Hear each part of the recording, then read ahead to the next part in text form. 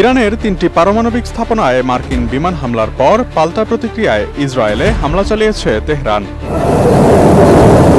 ২ দফায় ইসরায়েলে প্রায় ৪০টি মিসাইলের আক্রমণ চালানো হয় ইরান থেকে। ইরানের রাষ্ট্রীয় টেলিভিশন জানিয়েছে, রোববার ইসরায়েলের বেশ কয়েকটি স্থাপনা লক্ষ্য করে হামলা চালানো হয়েছে।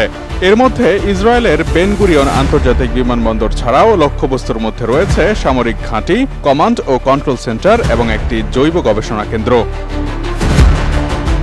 প্রতিবেদন তৈরি হওয়া পর্যন্ত ইরানের ২ দফা মিসাইল হামলায় ৮৬ জন ইসরায়েলি নাগরিকের আহত হওয়ার খবর জানিয়েছে টাইমস অফ ইসরায়েল। তবে এবারের হামলার একটি আলোচিত বিষয় হচ্ছে নেস জিওনা নামে একটি শহরে ইরানের মিসাইল হামলা। ইসরায়েলের তেল আবিব থেকে প্রায় ২০ কিলোমিটার দক্ষিণে অবস্থিত এই শহরটিতে ইসরায়েলের একটি জৈব গবেষণা কেন্দ্রকে ইরানি হামলার টার্গেট করা হয়েছে।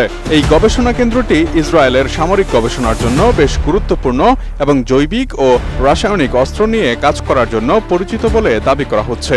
ইরান এই জৈব গবেষণা কেন্দ্রটিতে হামলা চালিয়েছে বলে আইআরজিসির বরাতে জানিয়েছে সিনহুয়া, টাইমস অফ ইসরায়েল সহ আরও বেশ কয়েকটি গণতন্ত্র ও সামাজিক যোগাযোগ মাধ্যম থেকে জানা গেছে, এই হামলার ফলে গবেষণা কেন্দ্রের ব্যাপক ক্ষয়ক্ষতি হয়েছে। তবে ইসরায়েলি কর্তৃপক্ষ এ বিষয়ে কঠোর সেন্সরশিপ আরোপ করায় বিস্তারিত তথ্য জানা কঠিন হয়ে গিয়েছে। মার্কিন রাজনৈতিক বক্তা ও উপস্থাপক জ্যাকসন হিঙ্কেল ইরানি হামলায় জৈব গবেষণা কেন্দ্রটি ধ্বংসের বিষয়টি তার ভেরিফাইড এক্স পোস্টে তুলে ধরেছেন।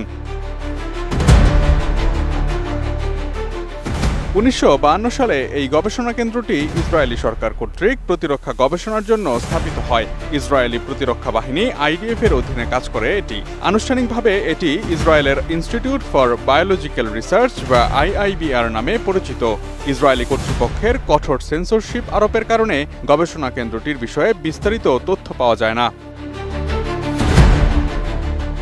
তবে বেশ কিছু উৎস থেকে প্রাপ্ত তথ্য অনুযায়ী ধারণা করা হয়, আইআইবিআর এর প্রধান কাজ হল জৈবিক ও রাসায়নিক অস্ত্র নিয়ে গবেষণা এবং তাদের প্রতিরক্ষা ব্যবস্থা তৈরি করা। এটি বিভিন্ন টক্সিন এবং রাসায়নিক এজেন্টের উপর কাজ করে, যা সামরিক উদ্দেশ্যে ব্যবহার করা হতে পারে। রোববারের আক্রমণকে ঘিরে ইরানি এবং বেশ কিছু আরব উৎস জানিয়েছে, এই হামলা একটি গোপনীয় সামরিক সুবিধা ধ্বংসের উদ্দেশ্যে ছিল, যা জৈবিক অস্ত্র উৎপাদনে জড়িত ছিল। ইরান ছাড়াও কিছু দেশ এবং সংস্থা আইআইবিআর এর কার্যক্রমকে আন্তর্জাতিক অস্ত্র নিয়ন্ত্রণ চুক্তির বিরোধী হিসেবে দেখে, যেখানে ইসরায়েল স্বাক্ষর করেনি। তবে ইসরায়েল এই অভিযোগ প্রত্যাখ্যান করে এবং এটিকে প্রতিরক্ষামূলক গবেষণা হিসেবে দাবি করে আসছে। এবারের ইরানি হামলার পর বিভিন্ন সংবাদ সংস্থার আলোকচিত্র পর্যবেক্ষণ করে ধারণা করা হচ্ছে, ইসরায়েলের এই জৈব গবেষণা কেন্দ্রটি মারাত্মকভাবে ক্ষতিগ্রস্ত হয়ে থাকতে পারে।